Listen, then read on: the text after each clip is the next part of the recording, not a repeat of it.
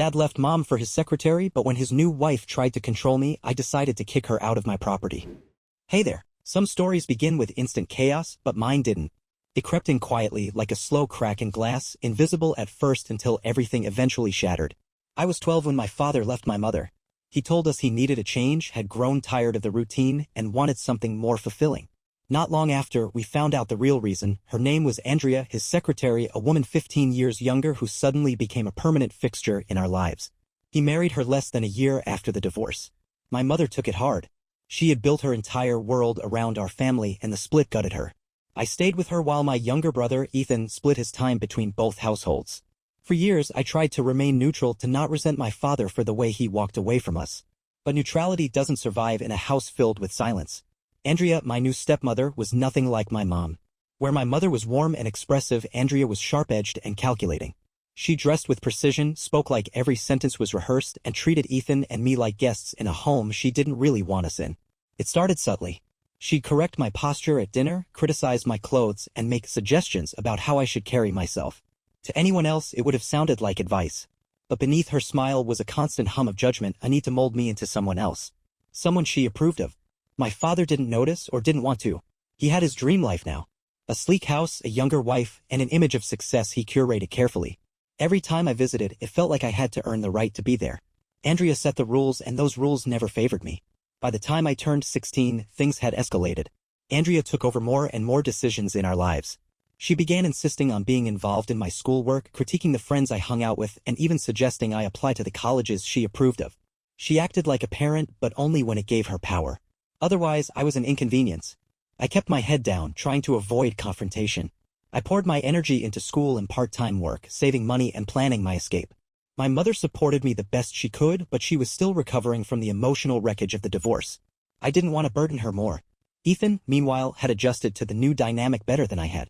Andrea treated him differently, less controlling, more performative. She showered him with gifts, took him on weekend trips, and smiled for family photos like she hadn't dismantled the life we once had. But no matter how much she pretended, I saw through it. I saw the way she tightened her grip when she thought no one noticed. I watched as she played the long game, positioning herself as the new matriarch, erasing my mom's presence from every part of our father's life. I made a decision then. I wouldn't confront her outright. I wouldn't give her the satisfaction of knowing she had gotten to me. But I would get out. I would build a life so far removed from hers that she couldn't reach it, and I'd do it on my own terms. It was going to take time, but I was okay with that. I had my own quiet plan, and I knew exactly what I needed to do. Back then, it felt like a slow drift away from everything familiar. I didn't know yet just how far it would all go. By the time I turned 17, the silence between Andrea and me had turned into something colder, measured indifference.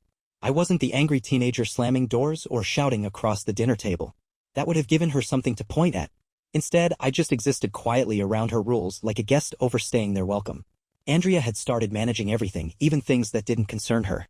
She began organizing my schedule, including extracurriculars I hadn't signed up for and appointments I hadn't agreed to. She had this way of inserting herself into every part of my life with the excuse of being helpful. But nothing she did ever made things easier. It always came with conditions. You want to ride to school? Then let her review your assignments. Want to visit friends? Then update her calendar and account for the time spent. It wasn't guidance. It was controlled with a smile. My father, meanwhile, grew quieter the more she spoke.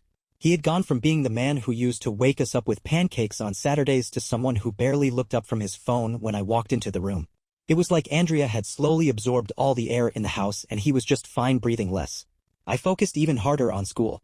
I worked weekends at a bookstore and spent my evenings at the public library just to stay away from that house. It wasn't just about getting out, it was about proving I could do it without their support. I didn't want to send from Andrea. I didn't want to owe her anything. Ethan started noticing things too. He didn't say much, but the way he looked at Andrea had shifted. He was still polite, still kept the peace, but there was a hesitancy now. A pause before he answered her. A glance toward me when she started overstepping. We never talked about it, but we both understood that something was wrong. Then came college applications. I had kept my plans quiet, worked on my essays during study hall and lunch breaks, and consulted my school counselor in private. Andrea had her own ideas, though. One afternoon, she presented a printed list of schools she thought I should apply to, complete with deadlines and programs highlighted in color. I thanked her, politely, then I kept my real applications hidden. I applied to schools far from home, places with their own transit systems, with dorms tucked into cities Andrea had never visited. When the acceptance letters started rolling in, I felt like I was finally breathing clean air for the first time in years. But I kept my excitement private. I didn't celebrate at dinner or share the news in the family chat. Felt safer that way. Eventually, I chose a university on the coast. It wasn't the fanciest, but it offered me a scholarship and a real chance at independence. I accepted without telling Andrea or my father until everything was finalized. I knew they wouldn't stop me, but I also knew Andrea would try to twist it, try to spin it into something she was responsible for. When I finally broke the news, my dad nodded absently. Andrea offered a thin smile and made some vague comment about being proud. But I could see it in her eyes. She hadn't expected it. She hadn't prepared for the possibility that I might leave and not look back. Packing for school felt surreal. I boxed up years of restraint and silence, sealed away every bit of myself that had been stifled in that house. My mom helped me with the move. She didn't say much either, but her presence reminded me of who I came from, and who I still was beneath everything Andrea had tried to smooth over. Leaving didn't fix everything, but it was the beginning of something else, something I had built on my own. College didn't offer immediate freedom, but it offered space, and that was enough. I shared a dorm room with someone I barely knew, adjusted to early classes and late-night study sessions, and found a quiet comfort in not having to report to anyone. No questions about where I'd been, no commentary on how I dressed, no oversight on how I spent my free time. It was the first time in years I felt like I could exhale without worrying about what I'd inhale next. I kept in touch with my mom regularly. Her texts were simple little check-ins, shared photos of our dog, reminders to eat well. Nothing demanding, just soft threads that tied me to something safe. With my father and Andrea, things went quiet. No calls, no texts, just a void where communication had once been forced. Some part of me thought they might reach out, maybe even visit, but nothing came. And that silence, while familiar, felt different now. It wasn't an absence I needed to fill. It was one I started to accept as clarity. Campus life gave me room to grow without interference. I joined a student group for first-generation college students and found comfort in people who understood what it meant to build a path with no roadmap. I volunteered at the local library and worked part-time at a coffee shop near campus. The hours were long, but they kept me grounded. For the first time, I wasn't just existing. I was choosing. In one of my classes, I met someone who would later become a close friend. Her name was Lena. She had a calm presence, the kind of quiet confidence that didn't need validation. We bonded slowly, over shared notes and accidental late-night study marathons. She never pried, never asked about my family unless I offered it. Eventually, I did. One evening, sitting on the steps outside our dorm, I told her about Andrea, about the slow erasure, the quiet control, the way it had all crept in. She didn't offer advice. She just listened. That silence, filled with presence instead of pressure, was the kind of understanding I hadn't realized I needed. Took time, but the ache of those years started to loosen. I still carried pieces of it, like stones in a pocket, but they weren't weighing me down anymore. I began to see how much of myself I had hidden to survive. And now, without those walls, parts of me I'd forgotten started to show up again. I dyed my hair for the first time, wore clothes that felt like me, changed my major from business, which Andrea had always pushed for, to education. I wanted to teach, not because it would look good on paper, but because it felt right. That small decision felt like reclaiming something I didn't know I'd given up. Around the end of my second semester, I got a letter from my father. Handwritten. Unusual given how impersonal things had become. It was brief, congratulatory, impersonal, and dated like a formality. He wrote that he and Andrea were proud of me and hoped I was finding college enriching. I read it twice, then set it down. There was nothing in it I hadn't already lived without. A few weeks later, I received a message from Ethan. He was in high school now, and things at home had shifted. Andrea, he said, had started pushing him harder. More rules, more control. He didn't go into detail, but his tone was clear. He was starting to see what I had seen for years. I didn't respond with anger or advice.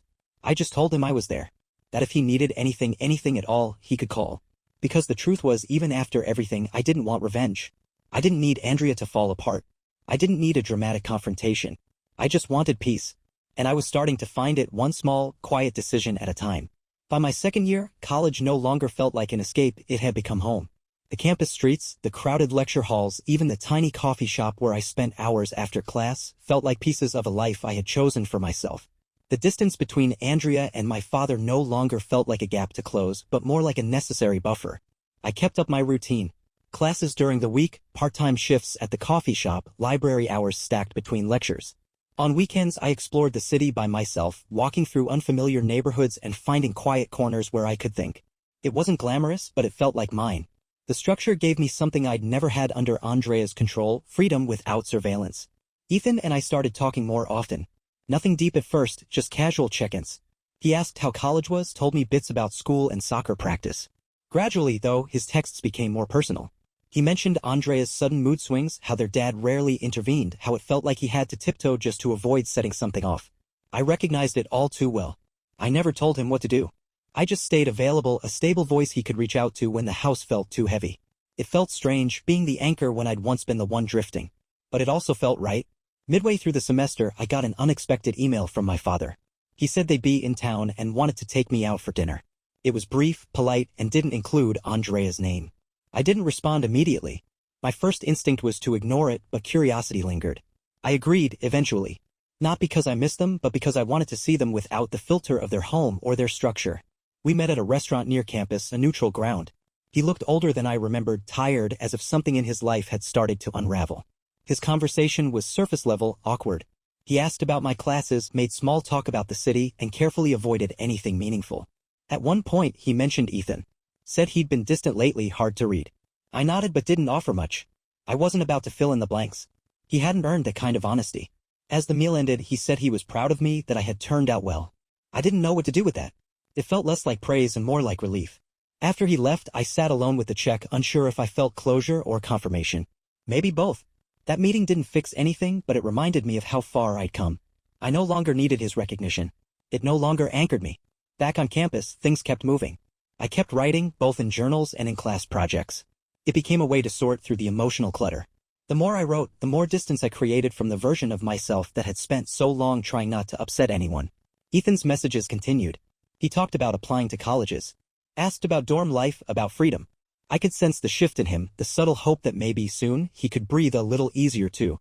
I didn't offer him grand promises.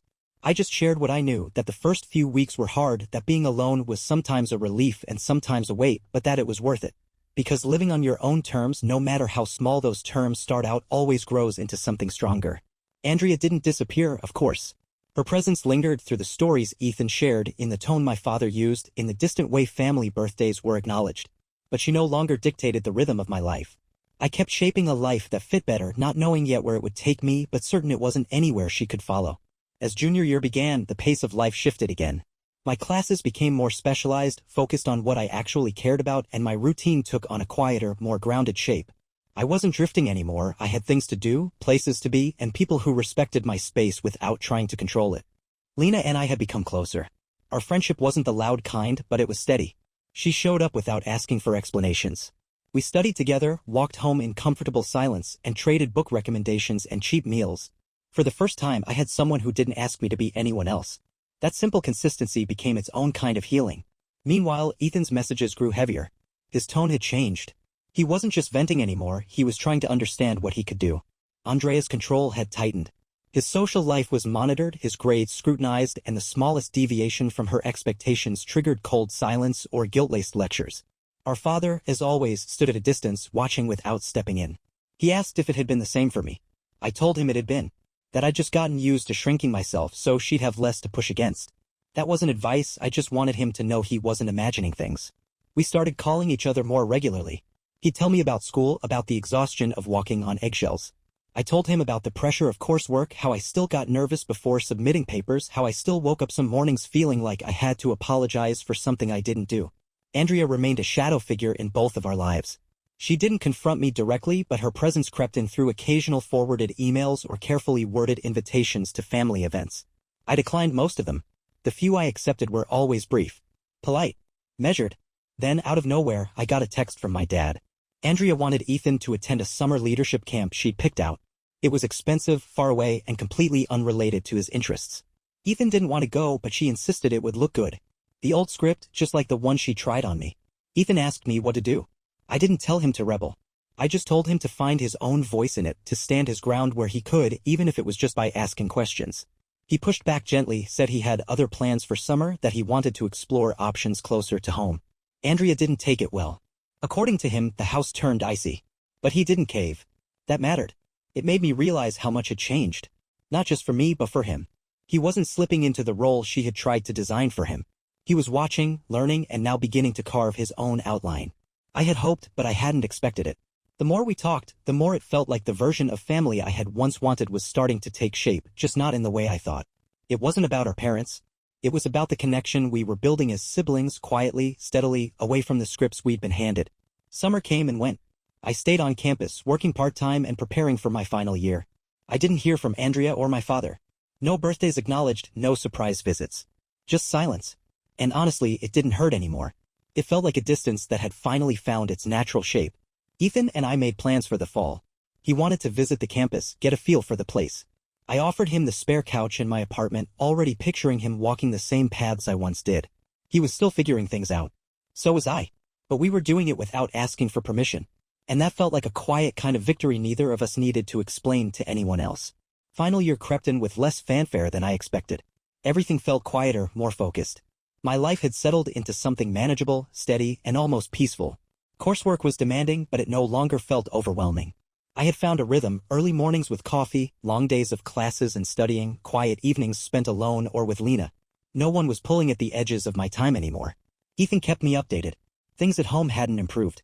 Andrea's rules had grown even stricter, especially now that he was applying to colleges. She scrutinized every essay, every schedule, trying to mold him into the image she had planned. Our dad remained a bystander, offering occasional encouragement but never enough to shift the dynamic. Ethan's frustration was no longer subtle. He had started pushing back more directly, refusing to sign up for activities he didn't care about, standing firm on which schools he wanted to apply to. I could feel the shift in him. He was tired of shrinking himself to fit inside a version of family that had never fit either of us. He came to visit in October. I met him at the bus stop, and even though it had only been a few months since we saw each other, he looked older. More tired, but more sure of himself, too. We spent the weekend walking the campus, sitting in coffee shops, and cooking in my small kitchen. He asked questions about classes, roommates, and part-time jobs. I answered what I could. He didn't talk much about home, but he didn't need to. Before he left, he mentioned that Andrea had found out he'd visited.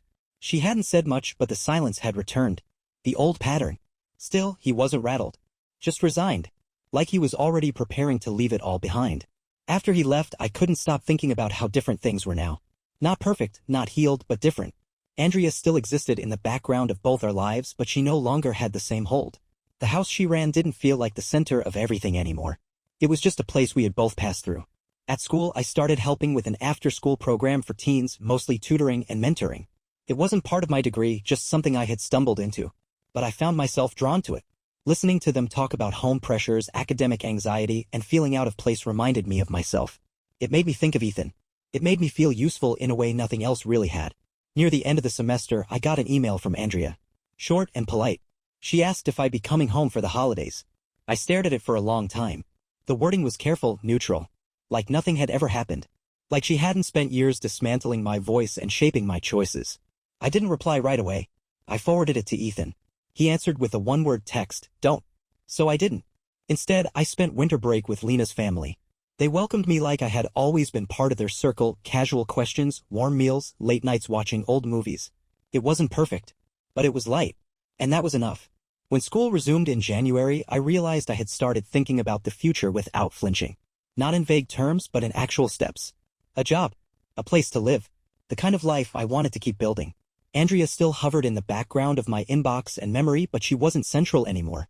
And for the first time, I didn't feel like she had a say in where I was going next. Graduation day felt less like a celebration and more like a quiet release. I stood in a sea of robes and ceremony, surrounded by people taking selfies and exchanging goodbyes, and let the moment wash over me. There were no grand speeches from family, no signs or banners with my name. I didn't expect any. What I had earned, I earned on my own. After the ceremony, Lena gave me a small handwritten card. Inside was a line that stuck with me: "You left behind a place that tried to control you, and now you've built one that fits you just right." I kept that card tucked in my notebook. Over the summer, I stayed in town. Found a job as a teaching assistant at a local middle school and sublet a small, drafty apartment above a bakery. It wasn't glamorous, but it was mine. No one told me what time to wake up. No one hovered over my choices. I made meals when I was hungry, filled my space with thrift store furniture, and slowly settled into a routine that made sense to me. Ethan called more often. He had made his college decision, another school out of state, a few hours from mine. The day he told me, his voice was steady, like someone who had been holding something heavy and was finally setting it down. He wasn't waiting for approval. He was just telling me because I was the one he wanted to tell. He didn't say much about Andrea anymore. I didn't ask. But in the pauses, I could feel the weight of his choice. He was ready to start living his own story, too. Summer moved slowly. I worked, wrote in the evenings, and walked everywhere. Some days were heavy with memories. Not painful, just present. I passed a family at a park one afternoon, parents fussing over their kid's scraped knee, and felt an odd mixture of loss and relief. There were things I hadn't had and things I had grown strong without. Then, one morning, I opened an envelope postmarked from my father. It wasn't a letter, just a folded piece of paper with a short typed note. He said he hoped I was doing well, that Andrea had mentioned Ethan was preparing to leave for school, and that he wished things had turned out differently between all of us. No apology. No admission. Just distance shaped into formality. I set it aside without much thought. Not because I didn't care, but because I didn't need it to mean more than it did. Update. It's been a year since I graduated. I still live in the same small apartment, still drink too much coffee, still find new corners of the city to walk through when my thoughts get too loud. Teaching has become more than a job. It feels like a space where I get to help people feel seen even when they don't know how to ask for it. Ethan and I meet up when we can. We don't talk about the past much, but it's always there, quietly understood. We talk about his classes, the people he's meeting, and what he wants to do after school. He's figuring it out. So am I. Andrea's name rarely comes up. She exists now as something behind both of us. No longer a shape we have to step around, but just a shadow fading with time. There's no dramatic ending here. No final reckoning or collapse. Just distance. Just change. And somehow that was enough. Hope you enjoyed this story as much as I do. Help this small channel grow by hitting that like button, subscribing, and sharing with your friends. Every bit of support means the world. Thanks for watching and see you in the next one.